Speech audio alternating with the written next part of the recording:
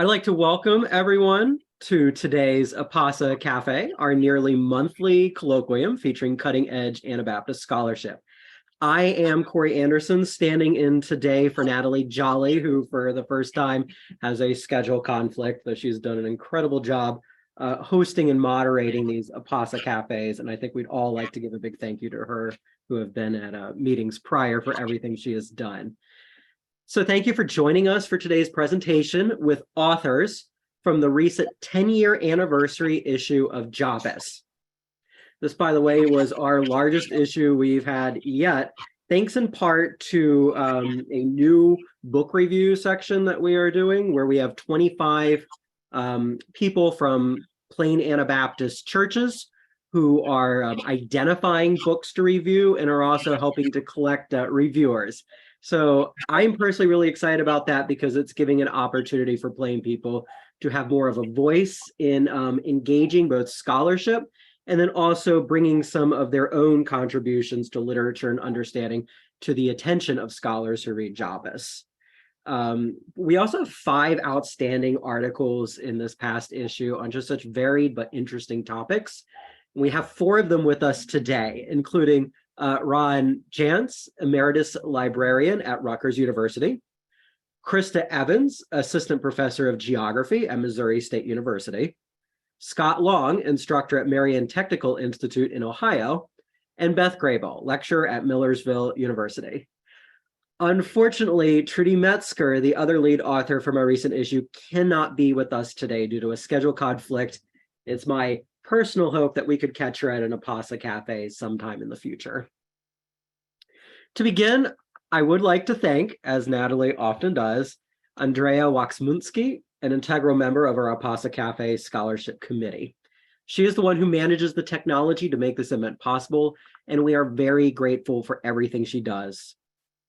For those of you who are joining us for the first time, please save your questions for the end of the presentation or put them in the chat.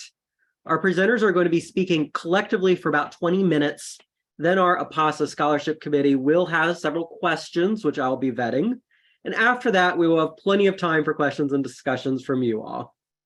If you do participate in the conversation after the presentation, your questions and comments will be recorded, and those recordings will be available to our members on our newly designed website. You can check that out, as well as access previous APASA Cafes at amishstudies.org. Non-members have access to the lecture period, while members will also have access to the recordings of the question and answers. So there are additional benefits and more content that you'll receive if you are an APASA member. If you are joining us by phone today and would like to ask a question, you can unmute yourself by pushing *6. And without further ado, we will allow each of our speakers today to share briefly about their research. We requested about 4 minutes just to quickly summarize their articles, and I will be watching the timing on that and giving you an alert when you've got 1 minute left, and then when time is up. And then after that, I will be raising several questions that our scholarship committee has presented, and then we'll open the floor for question and answers from everyone else. So we will simply go in the order that the articles are presented in this recent volume of JAPAS. We will begin with Ron Jantz's article about the Holdeman Mennonites. We will then go to Krista Evans' article about rural planning in Missouri. Then we will go to Scott Long and his research on genetically modified corn and attitudes towards that in Holmes County, Ohio, among the Amish and other plain people. And then finally, Beth Graybill and her research on methods and positionality in research with the plain people. So let's start with Ron. Unmute myself. Thank you, Corey, and glad to be here with all of you and participate in this panel. I want to just say a few words about my background. I came to religious studies fairly late in life. I was actually in the technical world in AT&T for many years. For my PhD at Rutgers University, I began studying nonprofit groups, and I later combined this interest with studying conservative religious groups. And I turned this interest to a specific group known as informally as the Holdeman Mennonites. And if you will permit me, I will just share a few slides. And Corey, I think I can do this in 4 minutes.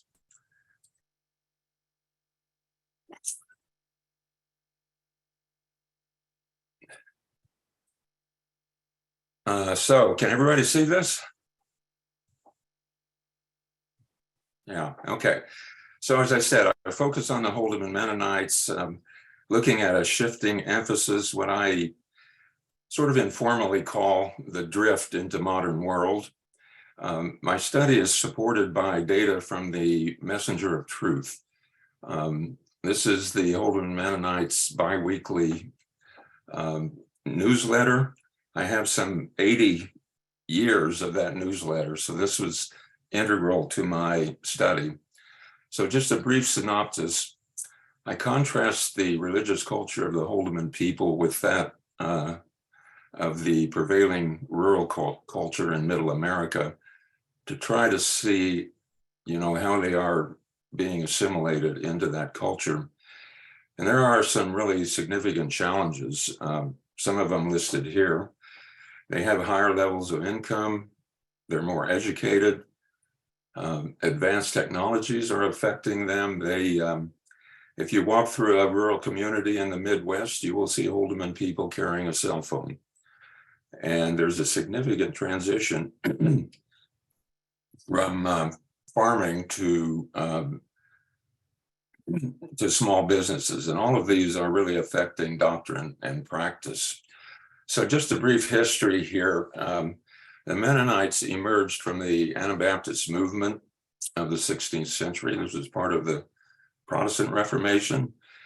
And the Anabaptists had core beliefs, many of which you see in conservative Mennonites today. Rejection of infant baptism, non-resistance, separation from the world, and then shunning and avoidance to keep the church pure.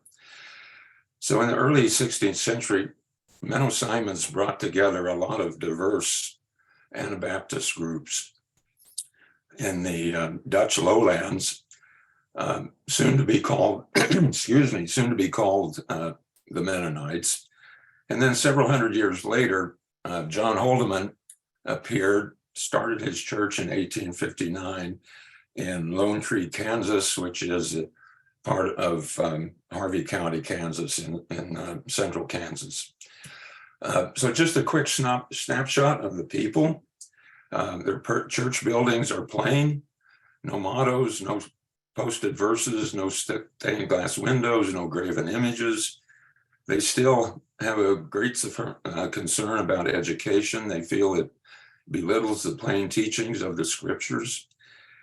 And their personal behavior is very somber. In fact, some will say laughing out loud is in fact unchristian. So just to conclude my brief synopsis here, my research question: to what extent are the Holdeman people maintaining their religious culture? I look at 5 topical areas: religious doctrine, politics and citizenship, lifestyle, business and information communications, education. And the study is really sort of 2 parts. I look at cultural change, and then I look at how they rationalize that change. And all of this is really supported to a large extent by the data that I found in the Messenger of Truth. So with that brief synopsis, I will turn it back over to Corey. Thank you. Let's next hear from Krista Evans. Hello, glad to be here. This is actually my first scholarship that I have done with the Amish, so you probably all have a lot to teach me for sure. My background is at the intersection of geography and planning, and this research came about as a result of a planning project with my capstone planning students. We were working in a rural community in Missouri called Seymour that has a significant Amish population. And while we're working on the plan, we it became very interesting to learn that there were some conflicting views between the non-Amish and the Amish in relationship to the impacts of the growing population in the area. And during that planning process, a key element of which is engaging all voices in the planning process. We had difficulty engaging with the Amish, but kind of discovered that it was untrue that they don't participate in community planning. They just do so kind of differently. So this research was a result of that. I looked at 3 different communities in Missouri that have significant Amish populations, each a little bit different from one another, and interviewed planning people that participate in planning activities, such as mayors, community planners, regional planners, and so forth at each of these locations. The result is 4 themes and 3 planning strategies. The themes, to just generalize, one is that there's mixed perceptions of the growing Amish population, seen overall as negative in terms of increasing land prices, and positively in terms of the economic opportunities that they bring to these rural communities. Another theme was that the Amish are looking for places that have very little land use regulations, which is much of what the planning profession deals with. And so standard land use regulations like zoning are going to be unpopular with this group of people as they rapidly grow, and there's a lot of in-migration of the Amish in this area. There is not enough land for everybody to pursue this type of agrarian lifestyle that might want to, and so the Amish are moving to occupations other than agriculture, which is leading to more interaction between the Amish and the non-Amish or the English, necessitating a change to other occupations. And I do think probably one of the most interesting findings from a planning perspective is that indeed they do participate in community planning and governance processes, but they prefer to do so indirectly, and their distinct needs need to be taken into account when planning activities are created. So I think I will end. That's probably enough technical information for right now, and I will end my presentation there. Thank you, Krista. Let's turn it over to Scott now.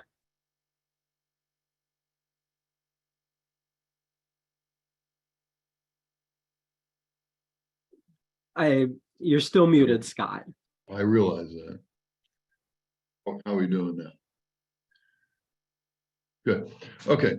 So it's good afternoon to everyone, and found this particular topic fascinating in that as a person who did liaison between the experiment station, also known as Ohio Ag Research and Development Center in Worcester, Ohio, and the Amish Mennonite community, I learned rather quickly that they were farming differently, even in terms of their choice of seed corn. So I thought it would be worthy to do a longitudinal study. So I looked at their habits of planting and what they planted in terms of choice of corn seed, whether it's transgenic or GMO or hybrid. And it was important to me to include not just Amish Mennonite, but also whether they were dairy or non-dairy, whether they were organic, and even a few of the farmers grow in my study, or were growing at the time, pollinated corn. So definitely a wide representation. The study was then done in 2 geographic areas, one near Apple Creek in the northern part of the Holmes County settlement area. Holmes County settlement area, by the way, includes surrounding counties of Wayne County, a little bit of Coshocton County. It's it is the largest Amish settlement in North America, I understand.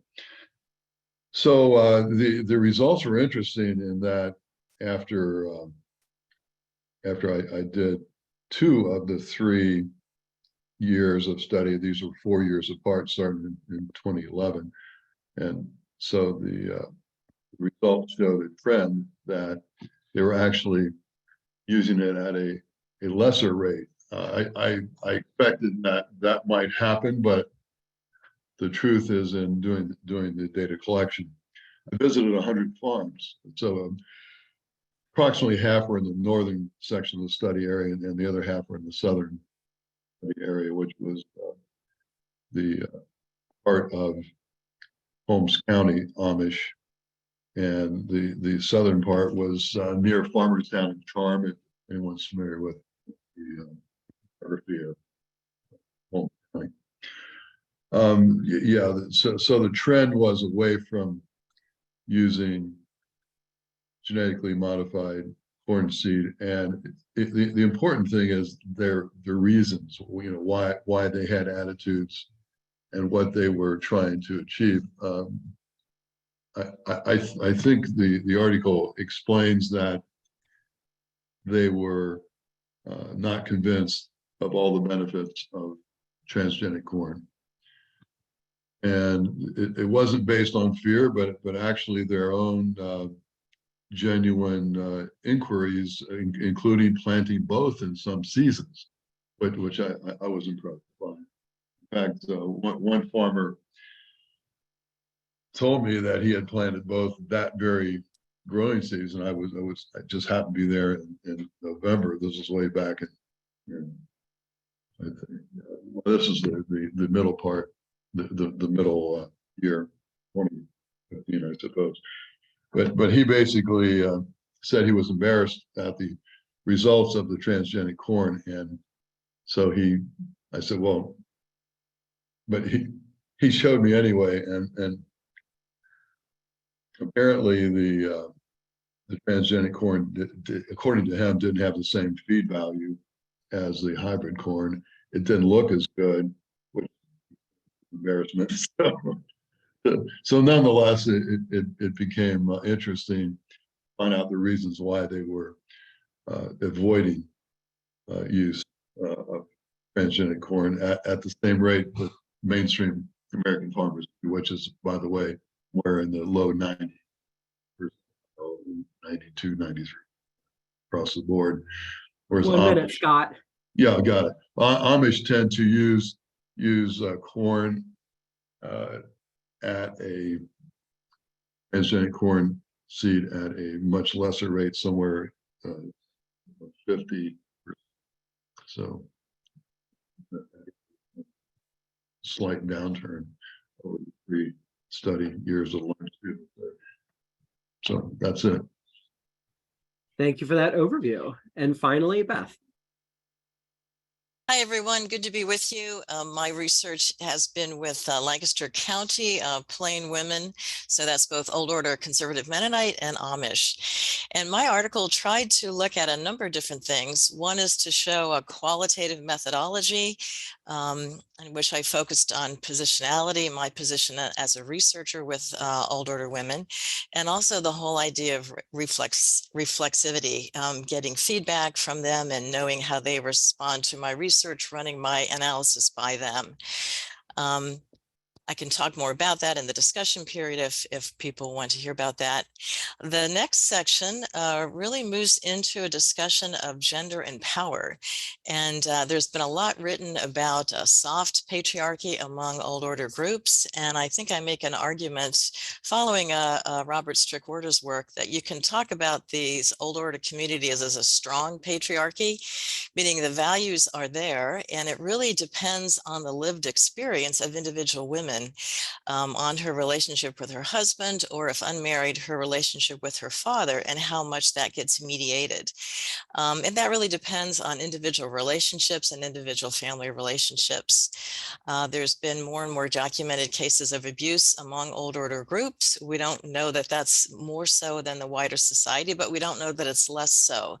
And I try and argue in my article that the there is room for both within the lived experience in these old order communities.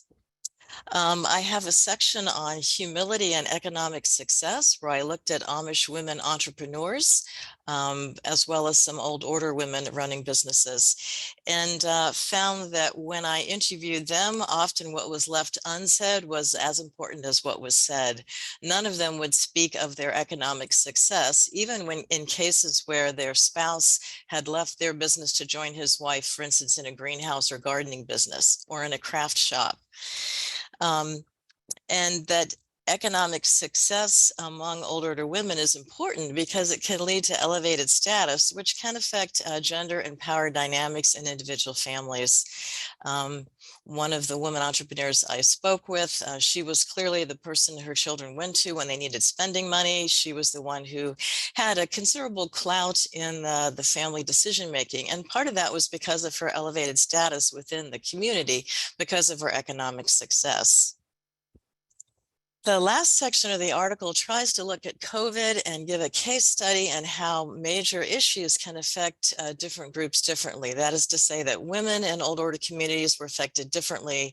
There were similarities, but there were specific differences around the case study of COVID. One of them is that mothers were responsible for homeschooling for the second half of the semester there, and many of them talked about how burdensome that was rather than sending their children off to school with a school teacher. Many old order women, particularly single women, had part-time work in one of the area nursing homes, and many of them lost that employment because of the vaccine mandate. And so that affected their employment as well. I know of Amish women who began cleaning houses as a way to supplement that income. Women were caregivers for people who were sick at home, and many of old order folks preferred not to go into a hospital, and so they were cared for by family members, women at home, to live or to die at home. And then, of course, women's businesses were affected by COVID, by the downturn. Many of those businesses dealt with tourism, and so their profits were halved. That would be the quilt shops, the craft shops, folks dependent on visitors to the county. On the other hand, women who had greenhouse or gardening businesses, their income went up as more people were staying home and were gardening. So the article tried to look at a number of different things, again, looking at the methodology in which I was trained, which is in-depth ethnography with recorded in-depth interviews with women, looking at issues of gender and power in these old order communities. And finally, the case study of how COVID can affect different groups differently within the community. And I hope that that is a contribution to women-centered research in old order and Amish studies. Thank you all for those great introductions. Just a recap, especially for those who got a little bit late. Ron's research was focusing on some socio-cultural religious changes among the Holdeman Mennonites over the past century. Krista was looking at dynamics of planning and how Amish engage planning in Missouri. Scot was looking at changes in attitudes among the Amish and other plain groups in the Holmes County area and found a slight increase in disapproval among this population of genetically altered corn. And then Beth was looking at researcher positionality, including hers as a woman and also a Mennonite, as she began to engage Amish and other plain women in gender-specific research. So I just find these 4 articles seem to address such very different topics, but very rich and interesting topics. I know Natalie said as she read the articles that this seems to be one of the most important issues of JAPAS we have yet for these articles alone, this combination here. So I would just want to, first off, maybe springboard off of some of the questions that Beth's article had brought up about researcher positionality, and maybe toss those to the others. I'm again sad Trudy can't be here because I'm sure she would have a lot to share on her positionality as a researcher and the subject of sexual abuse among Mennonites.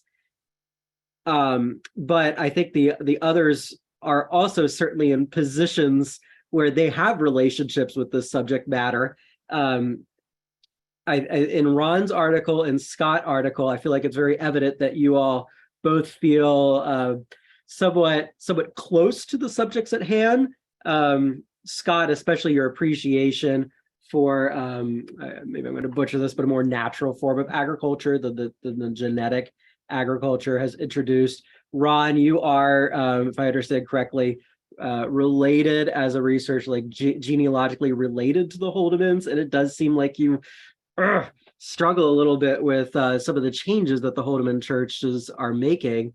Krista, even though yours isn't as explicit, your position as a researcher is one who's sort of brand new to researching the Amish, and as someone who does appreciate, I want to say, like state-of-the-art discussions and planning theory, you're approaching the Amish sort of as both curious, but then also appreciating some of the things that they're going to bring to conversations about planning.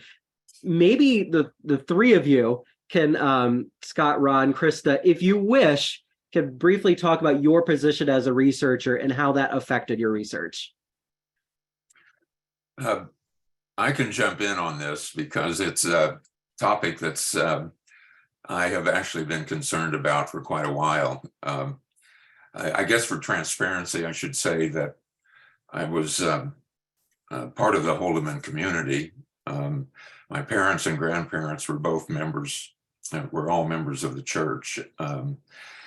And what this did, I think, for me in my research is it really gave me kind of an insider view, if you will. But there is an issue with an insider review in terms of trying to remain impartial. And I kept thinking about, if somebody in the Holdeman Church read my article, what would they think? And I concluded that I think it's still unbiased, but I guess I would actually like somebody in the Holdeman community to read it sometime to actually give me some feedback. But I guess I just want to conclude it was throughout this study, it was always a delicate balance. I knew I had experienced, my family had experienced what they call avoidance. And so those weren't pleasant experiences. So I had to, sort of back off of some of those feelings. So anyway, I think I did it okay, but the people who read it will actually have to give me the final decision on that, I think. I'd like to jump in next. I think this is really a great question, and I'm fascinated by some of Beth's findings. I would say that a limitation, certainly of my research, was that of not doing ethnography. For one, I hadn't built these long, extensive relationships that some of you others have. And so I would say there was a significant amount of distrust when I was interviewing the Amish bishops, for example. Those relationships are important to develop, and with this being kind of my first research in this area, I learned that having those types of relationships are important. Secondly, my gender, as being a woman, I could tell that the Amish bishops felt very uncomfortable in many instances. And when I talked to planners, non-Amish planners in the community, I learned that the relationship between the Amish leadership and the planning lead was almost always male-male. There were no instances that came across of females or male-female interaction. And so these are things that I was unaware of and that I've learned about that I will need to consider and look at in future research. And I think that addresses my positionality that I cover in this paper.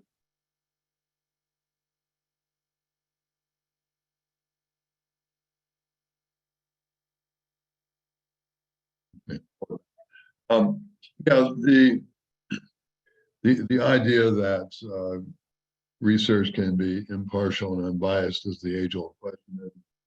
So I suppose that's the goal, however, and with the fact that I knew some of my participants for more than 20 years made it difficult.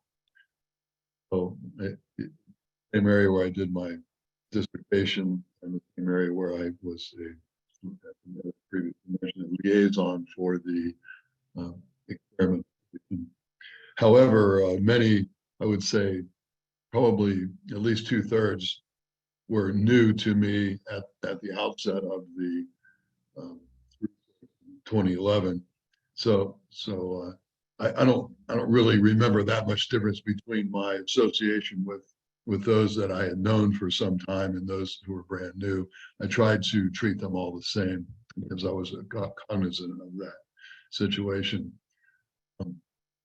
Yes, and I think too, as Corey mentioned, I have a personal interest in the idea that natural farming is a good thing, and I think a lot of people do.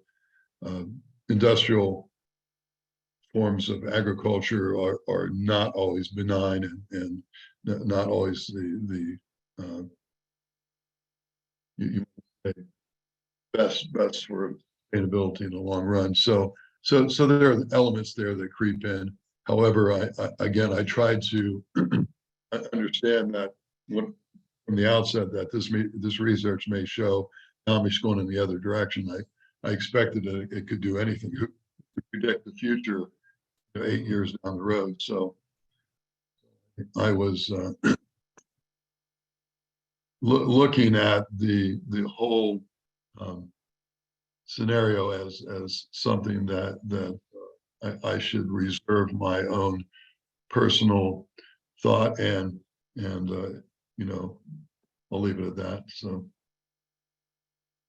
Thank you for your answers. They were all succinct but informative. I wonder, Beth, would you have any responses to what they have shared here in light of your own positionality research, or maybe extensions? Right. Well, I think I know outsiders who've done great research. There's an Israeli Orthodox Jewish woman who's done great research with the Amish. I was known as a Mennonite. I had Mennonite identity. I worked for Mennonite agencies, and that may have given me a beginning level of trust with the women with whom I was working.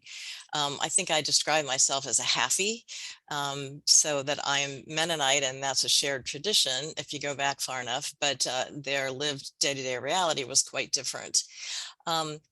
So I think it's there's different ways of doing. I think knowing one's positionality and related to one subject is pretty important, and being upfront about that. In my research, at least that's the tradition of which I was trained. But again, I think there's pros and cons either way. There may have been questions that I self-censored and didn't ask because I sort of felt like it would be, I sort of knew what might be offensive. Whereas my Israeli Jewish friend would just barge in and ask whatever. And so there's different ways to do research, and I think both can be valid. Thank you for that response. Your Israel friend, I suppose, is Rivka, who's been on our Yes, Apostolic Cafe right. before. I think at one of the previous issue discussions. Very interesting, and maybe somewhat of a related question, but could take us in new directions, is, was there a particular snag that you encountered in your research? And how did you work with that particular snag? Either, did it bar you from actually getting the kind of information or data or interactions that you wanted? Or was it like an inability to know how to interpret particular information?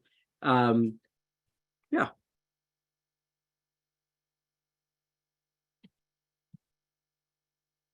Jump in, if that's all right. One snag that that's very related to the positionality situation. Again, being a woman that's unfamiliar with the community, a snag that I had was getting different responses from planning officials versus Amish leadership. So I would, for example, ask various Amish bishops if they had any issues with things related to land use regulations. And I think there was this, I frequently get answers that are like, no, there's no problems whatsoever. We're not trying to cause any problems. I hope I'm not causing any problems by participating in this study. And that would kind of be the answer. But then I would talk to the planning officials and, oh yeah, we had this issues with horses at this intersection. We've had a whole litany of issues. And so being that I wasn't considered a trusted member of the community at that point, there was that snag of not getting conflicting answers, basically. So I kind of had to triangulate that, the responses, and kind of mitigate for that in my paper.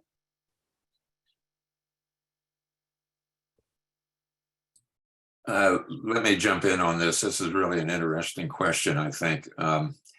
My snag, if you will, is trying to really understand what's going on in the real Holdeman world right now. For example, they forbid photographs of people. But on the other hand, they all, or not all, but many of them have cell phones. I know they take pictures, but there's really no way to monitor that or to understand that to the extent that they're taking pictures of people. Another similar issue, they believe their citizenship is in heaven. As a result, sort of their official position is that they don't vote. But I really do not know, if I were to have a way to get my hands on that data, how many are voting and how many are not voting. As I mentioned, my data is from the Messenger of Truth. And, you're not going to find information like this in the Messenger of Truth. And so there's just more data. And I know, as I think others are mentioning here, if I were to try to run a survey on these topics, it probably wouldn't go over very well. So that continues to be a snag. They run all congregations by decisions coming through their general conference. And they had another general conference meeting last fall. I would have liked to very much attend that meeting, but I didn't ask if I could attend. My guess is the answer would have been no.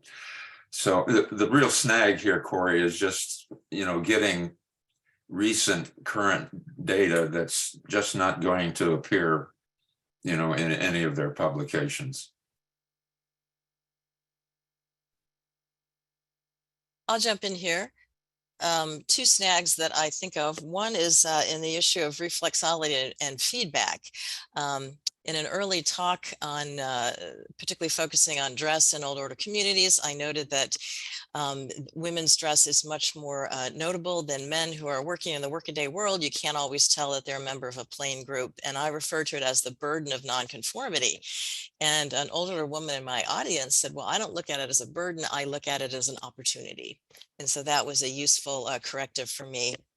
The other snag I would say is that in thinking about gender and power and patriarchy and abuse, it's really hard to ask directly about abuse in the community. So I tended to rely a bit more on secondary sources for that unless it came up in other conversations, and then I would ask directly about it. I think Scott's going to give an answer too. And while he does, just to let everyone know, I'm going to open the floor after this one for any questions people might have from the audience, either for one particular author or others, or all of them. So have your questions ready. You can stick them in the chat if you would prefer, or you can raise hand. So Scott, would you care to respond to that? And then we'll open the floor to other questions.